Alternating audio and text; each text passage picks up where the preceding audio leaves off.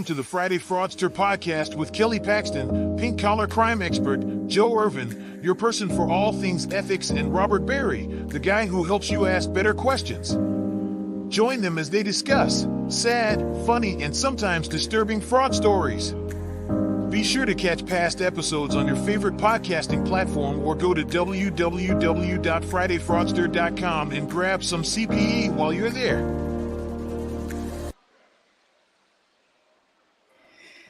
All right. So welcome to episode number 105. Wow. 105. And our question for today is, can career criminals be reformed? But I have a question. This doesn't look like Kelly or Joe. So who are you guys crashing my show today? Introduce yourselves to the people. Go ahead, Galena. Hi, everyone. I'm Galina Selyanina with ICAF Consulting, and I'm very honored to be a co-host with you today, Robert. Thank you for inviting me.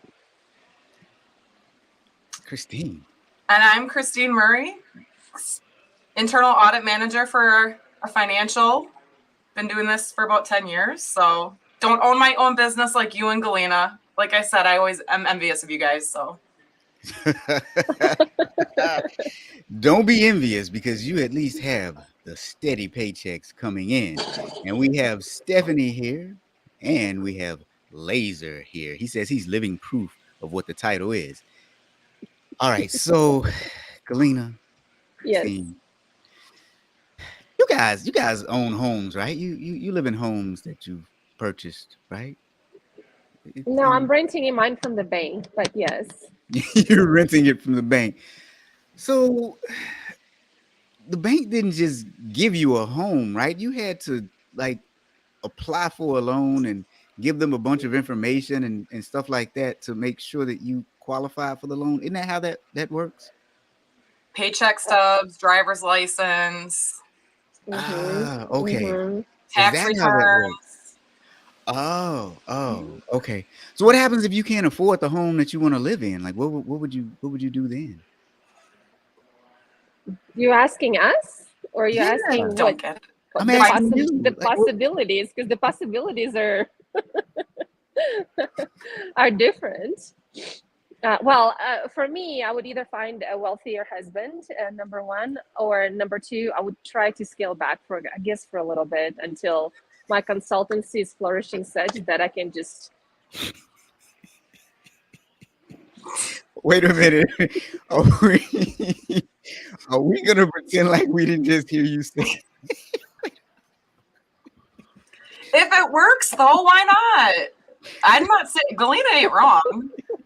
All right, so who else listening would just find a wealthier husband?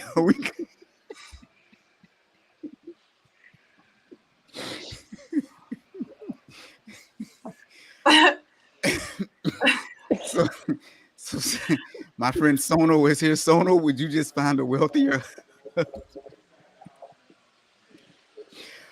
Oh, okay. Hey, Bonita, what's happening? Bonita, you got us at just the right time, because Bonita, the question that I asked was, never mind, Bonita already answered. I guess she heard. Bonita said yes to a wealthier husband. So I'm afraid that Galena's about to ask you if you have any wealthy friends, Robert. Okay. Oh God. Laser said, hey, the options are open. Right? Oh, you know what? Okay. For those of you who have never joined us before, let me explain to you what is happening right now.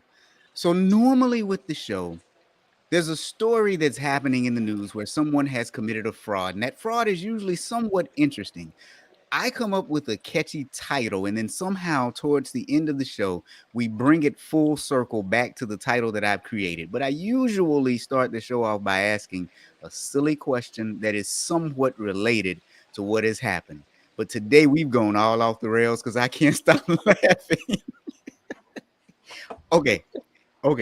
So now that I've given that context, give me one moment to fix my camera, because it is just moving all about in the back and it is irritating me. So there we go. Okay. So the question I asked was, if you can't afford your home and you want to apply for a loan at the bank, what are your options? What were our options again, Galena? Transition into the story. I mean, create fake paychecks and apply. That would be my first option. Okay. Yeah, absolutely. So There we go.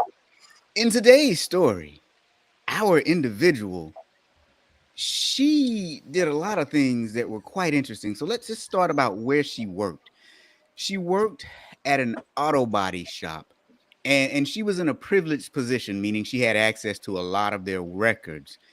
And what she did was she falsified payroll records for her husband. As a matter of fact, she claimed that he was making $5,650 a month, which helped them qualify for a $450,000 loan. I'm guessing they used her salary too, because that is definitely not enough monthly income to qualify for a 450 loan. But when the bank contacted the auto body shop, she claimed to be the office manager.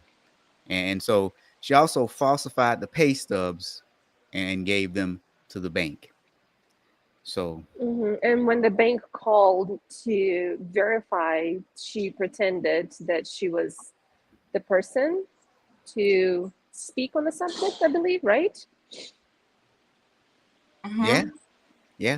When the bank called, she pretended to be the person that could speak for the company to verify the income. I agree with Laser. Develop your credit. It only takes about a year. Yeah. Yeah.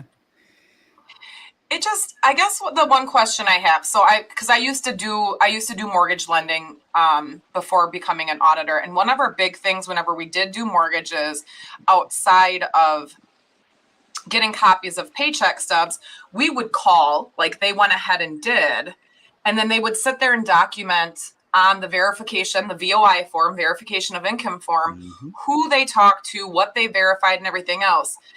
Did she give them a different name? Because if I was that person, that underwriter or that verification, and I would sit here and go, oh, well, Miss Whitman verified, but Miss Whitman's also on the application. Because we got to keep that in mind too. Her and her husband have different last names. Yes. Like, how did that not connect? Unless she gave them a different name. Unless she goes, the legal name is different from the everyday name, right? That could be people it. sometimes do that. I know celebrities do that a lot. Yeah. Those were some of the thoughts that I had too. So my speculation was either she had a different legal name and she used another name, or surely they both applied for that mortgage, because $5,000, that is in no way enough to qualify for a $450,000 mortgage. No way. So, or is it possible that she somehow knew what banks would require and request? I guess it all depends. I mean, if you think about it, since the changes in the mortgage regulations, all of your underwriting criteria is out there for anybody to research to make a qualified mortgage now. True. Very true. Very true. Now, here's what's interesting about these two. They pled guilty to grand larceny for the mortgage crimes earlier this year, but that's really not why we're here. We're here for an even bigger story, which is just insane. So she was indicted on 1,330 counts, including second-degree grand larceny, first-degree falsifying business records, and criminal possession of forged instruments. And she was accused of stealing $715,000 from the auto body company that she worked for. $715,000. In about 2 years, right? I think it's 2 years span or something like that. In about a 2-year time span. Yes, and then during the height of COVID, I believe, right? So it's like started at the end of 2019, and then got caught early 2022. So in the height of COVID. Yeah. So let's break this down even further. In December of 2019, She allegedly generated 702 checks, which she wrote to cash on the body shop's commercial checking account. Um, then they're saying that at least 627 times she changed the payee to cash. Sorry. Oh, hold on. I just lost my place. Oh, and she's also accused of using the auto body shop's credit card terminal to make unauthorized refunds back to a credit card number associated with her account. And that was about $11,000. Hmm. Yeah. But the ball came from checks, right? Oh yeah, the bulk came from Came from checks. checks. Yes. So right off the bat, the question is what kind of system of internal controls you have in place over your cash procedures, right? Especially, and a lot of businesses during COVID, what was happening is, remember, just trying to stay alive. Maybe they were going after the PPP loans. I mean, probably the controls were the last thing that they had in mind or that they're wanting to do, potentially. And but that's what comes in the forefront over and over and over again when I speak with the business owners. What kind of internal controls over cash handling do you have, right? And for the most part, it's like, what is internal control? Yeah, and I say this every week. I think it's almost like a broken record, especially when it comes to small to medium-sized businesses. It's segregation of duties and access to privileged information.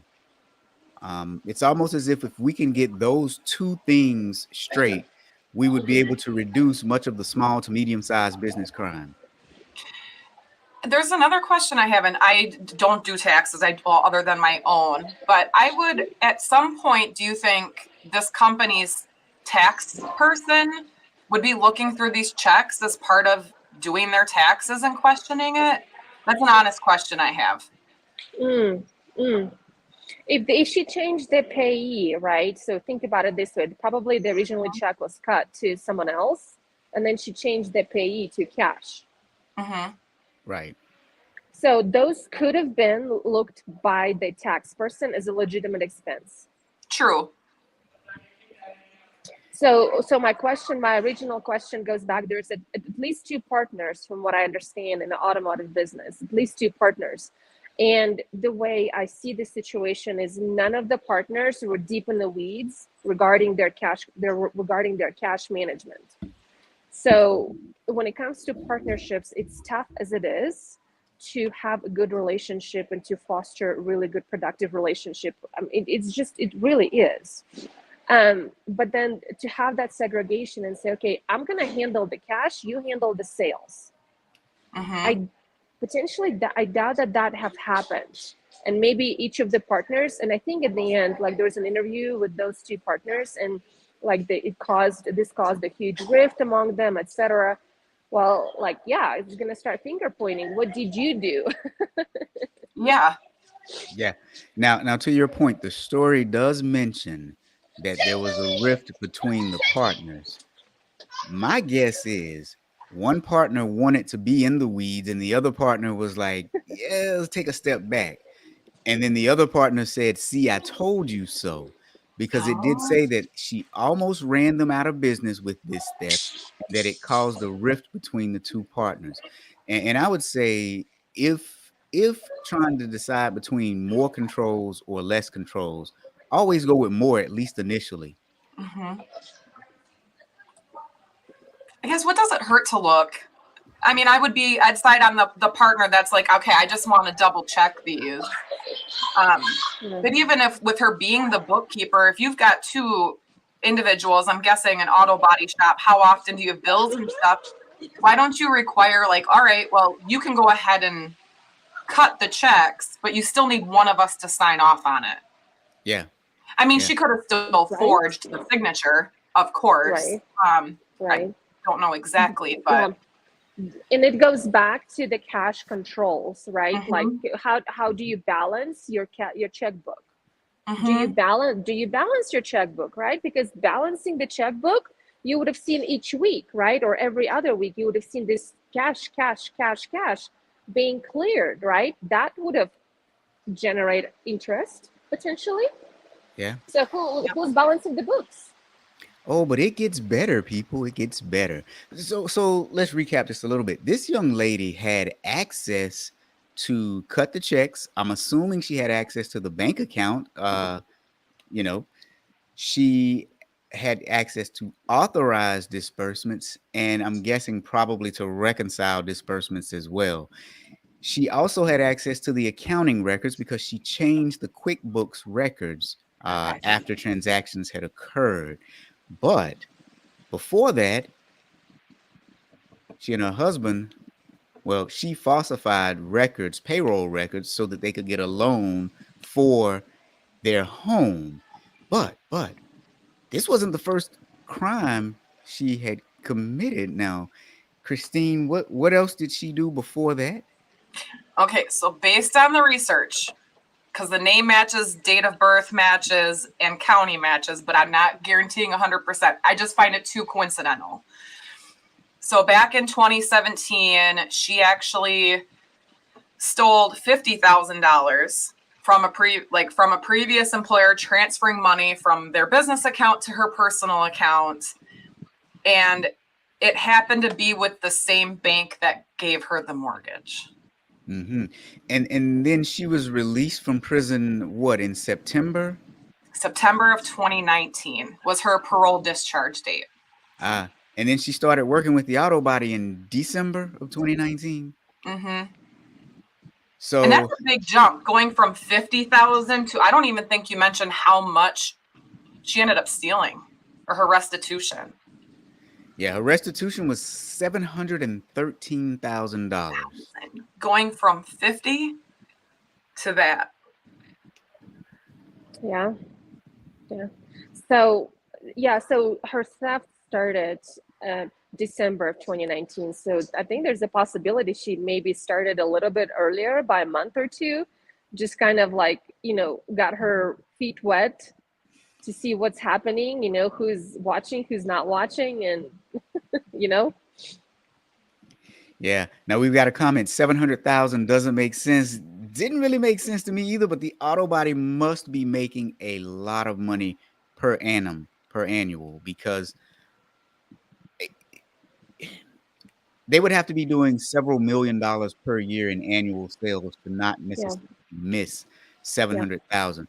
Now, the one thing that I was wondering about is, how did this one get caught? I was trying to find that, and I couldn't find how it got caught. So maybe it did get caught because the red flags went waving because 700K was missing. I mean, it's a lot of money. Mm-hmm. Over what? Was it a full 2 years?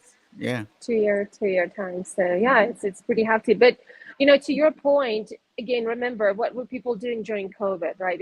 We were in shutdown for a couple of weeks, but then for the most part, everyone was still driving, and because flights were not happening, people would get on the road and would be driving. So the need to maintain the car was greater for the most part back then. Yeah, but you know what? This was auto body, not necessarily auto repair. I tried to look it up to see if it was both, because if it was auto body, then you know what? They may have gotten some PPP loans during that time period and may not have missed it because they got PPP loans. So they do full service collision repair, collision towing. It looks like they do painting, cosmetic repair, structural and frame repair. That stuff's not cheap. But nobody was driving during that time period, though. Correct. So my guess is probably they got PPP loans. Yeah. Yep. Yeah. Yeah. And what are the odds that her husband made it on that PPP loan as an employee? Ooh, as an employee, yeah. Which goes back to Laser's point where he said it didn't make sense. But I think if we think about it, if it were maybe PPP loans, it may be now it does make sense. Wow. Somebody else involved. Could you imagine if one of the other owners was involved? Oh, goodness. I think we would have found out by now, though, because she would have ratted them out. Yeah.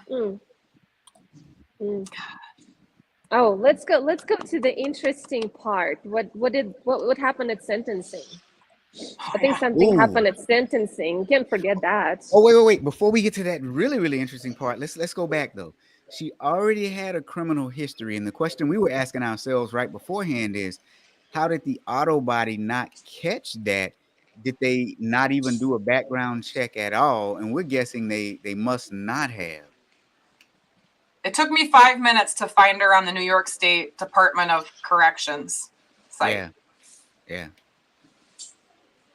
So now back to the fun part or the interesting part. So at sentencing, she was offered the opportunity to apologize, and her lawyer decided to render that apology for her.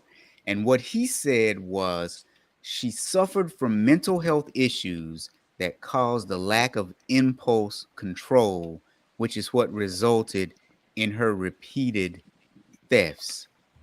So what do you all think about that before we even get to what else happened after that? What do you think about that?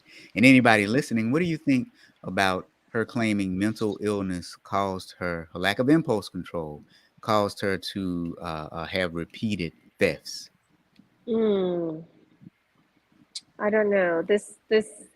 It's really tough for me just because the scheme was so elaborate, right? So the scheme was so elaborate that she went after several things over and over and over, right? But you had to go and take really, really, steps, quite big steps. So you had to falsify the payroll records. You had to forge the checks. You had to the credit cards, right, or something. So it's not really a compulsive like a kleptomania thing where you just go and you like pick it up and just put it in your purse.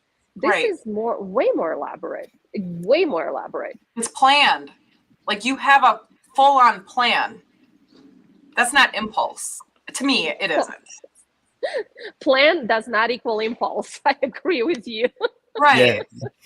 And I don't want to make assumptions at all. I find it hard to believe. I think it would be a little bit more believable if her attorney would have maybe got her evaluated for those potential mental issues to help support her claim. Because I think when people just use that, but there's no evidence to back it, it's a way of saying, maybe if I say this, it'll lessen my sentence. So I don't want to assume that there's nothing, that she does not suffer from any type of illness, but it's hard to believe when you don't have any evidence of it, of an evaluation conducted by a doctor. Right. Well, apparently the judge didn't like that answer either. He said, no, we aren't doing that. And he became very upset. And what he said was her mental health excuse was insulting to those who actually suffer from mental illness. Then he went on to say, and I'm quoting this now, he went on to say, I don't think you are fixable. He continued by saying, I don't think you should be let out again. Wow. That's a lot. That's heavy. That's very heavy. So now, let's circle back to that title. Can career criminals be reformed? I think that they can. I just think that this young lady happens to be extremely, extremely crazy.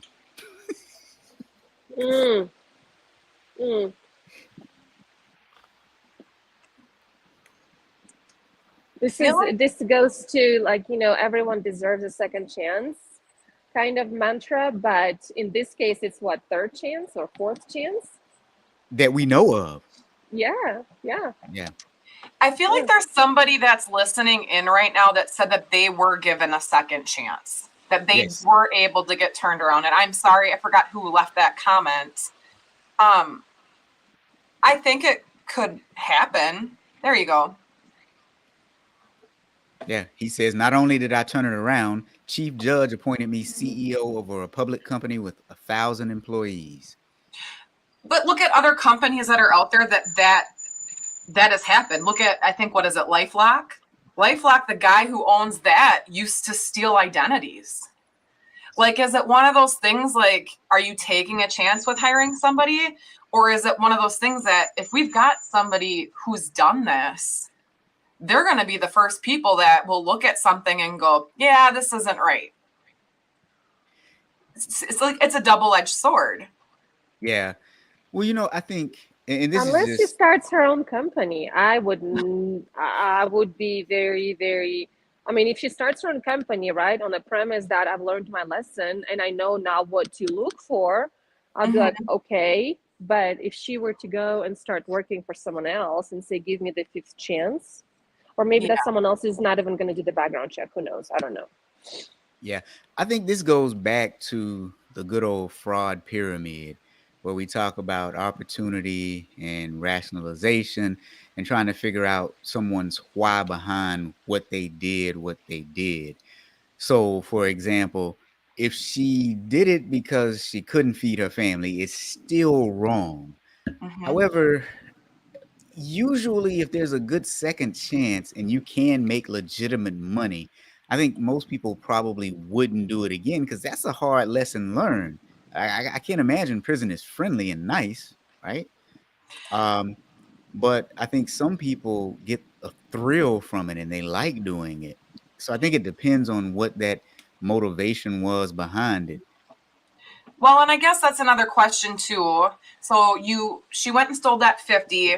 She ended up serving her prison time or jail time, which I think it was less than 2 years before she went ahead and got out. So then she had a $61,000 plus restitution bill. Yep. When you're making as a bookkeeper, I'm guessing what, maybe $20 an hour? Mm-hmm. You're not getting out of that anytime soon. Yeah. Yeah.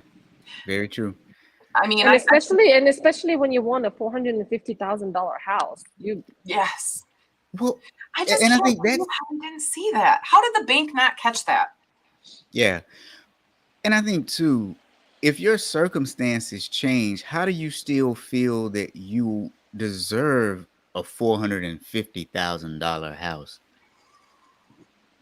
Like She life is a served little her different time. for you now. Yeah. She must have felt like, I deserve it. I served my time. I don't know. I guess I'll show them. I don't think I deserve a $450,000 house. I mean, I don't want to clean that many bathrooms and bedrooms. I mean, where we live, $450,000, that buys you a lot. But I mean, she was in New York, so I got to keep that into perspective. That might just be the going house rate for a normal house. True. Very true. Very true. But still. Whew.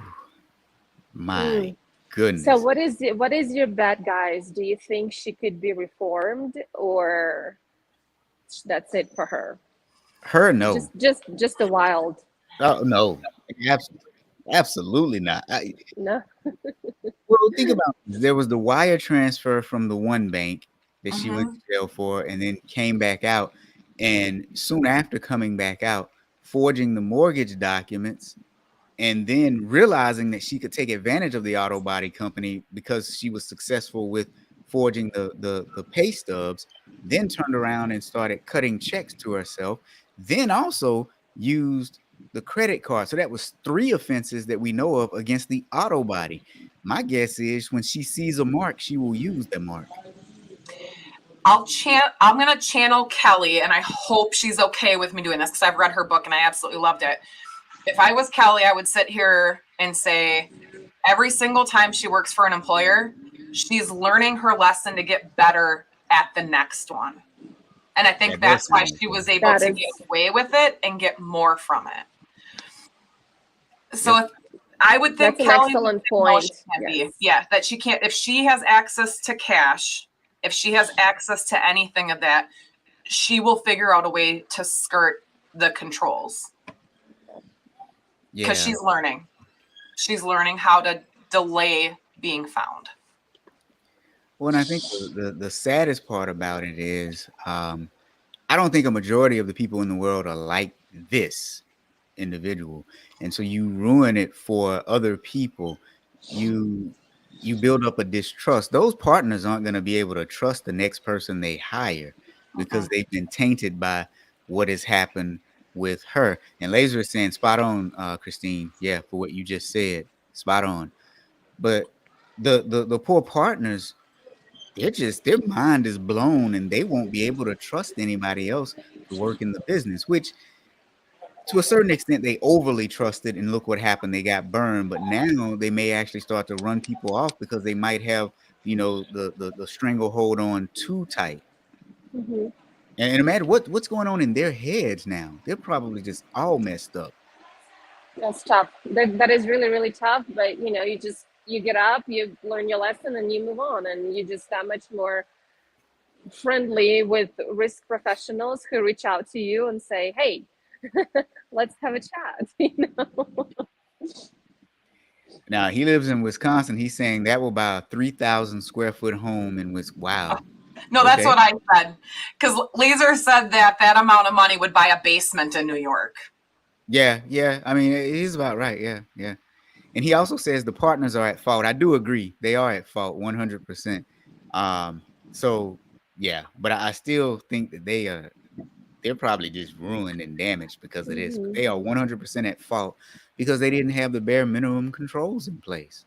Definitely. So here's a question I have. So when she took the $50,000, right, and it was just her transferring money from her the business account to her personal account, the bank went after her for restitution. So I'm guessing the bank reimbursed the business for fraud. I'm wondering if the same thing would occur. Would the bank have to go after her for the restitution? Because there's, you have those consumer protections. I don't know exactly what New York law is. But I mean, do they have to, you've got FDIC, you have the CFPB. I know that there's timing restrictions on a lot of that stuff. So your fraudulent checks and stuff like that. So I'm wondering how much of that business got back. It could depend also, right? It would also depend on what, right? If they took out the PPP loans and that was fraudulent against those, then the jurisdiction would be somewhat potentially different, right? That could be the case. But yeah, it's a very valid point. And the bank at this point has her the speed dial, right? Or like at the very top and say, "Ooh, okay, that's her." Oh, I'm so sorry. That was you, Christine. What? Never mind. I'm pulling up the chat. And anyway, okay. What did I say? You said something in the chat. Now I'm thinking it's somebody. Anyway, I'm a little off. That's all. I'm a little off right here. That was me. That was me. You. Yeah. Yep. I was replying to Laser. Oh my goodness. Okay. So yeah. So this has been a good one, you all, because my goodness, she did like 3 or 4 different things in a short period of time, and then tried to claim insanity, kind of like our friends, not insanity, mental illness, kind of like we've seen a few other people do in the past. And I think, what is it, Elizabeth Holmes? What, she went in yesterday, didn't she, or the day before, May the 30th? She was supposed to report. And as Kelly introduced us to the term, she played the belly. So I guess there are a lot of different tactics you can take to avoid it. Yeah. For sure.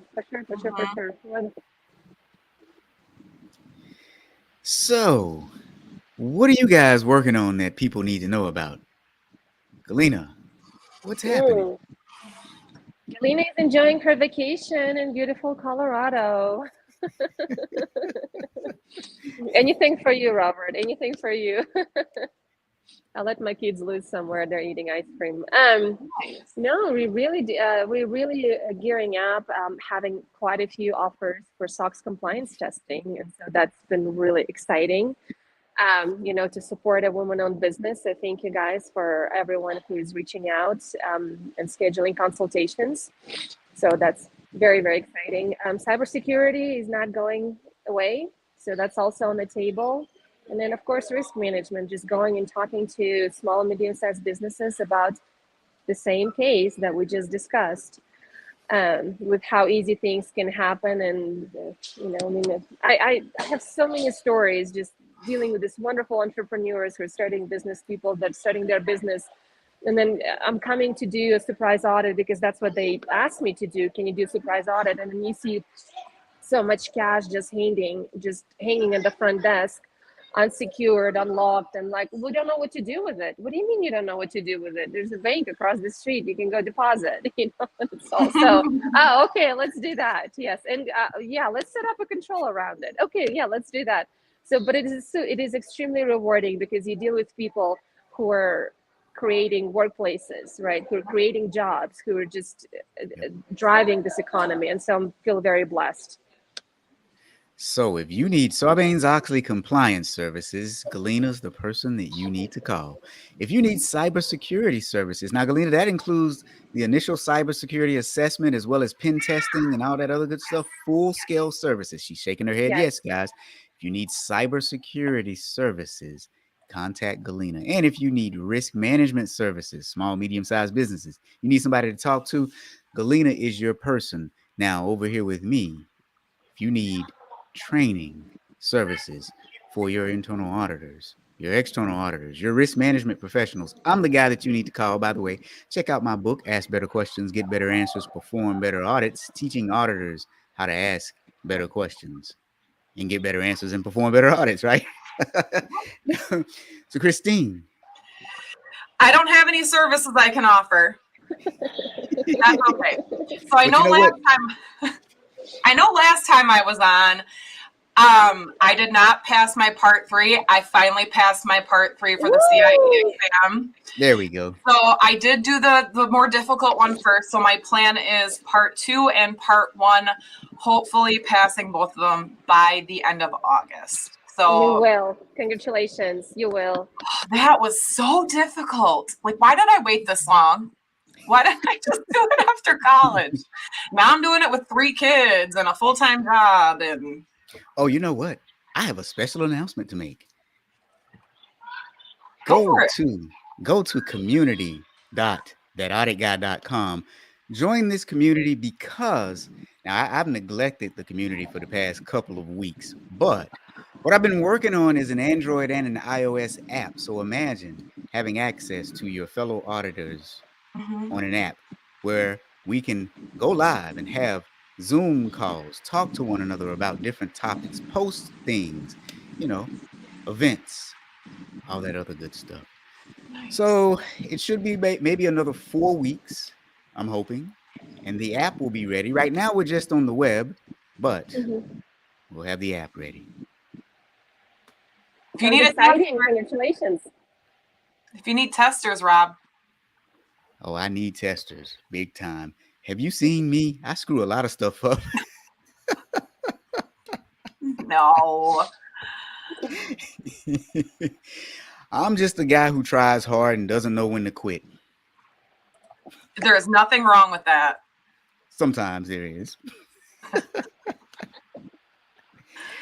Oh. All right. So thank you all for joining us on this episode, and we will see you next week. Thank you. See ya.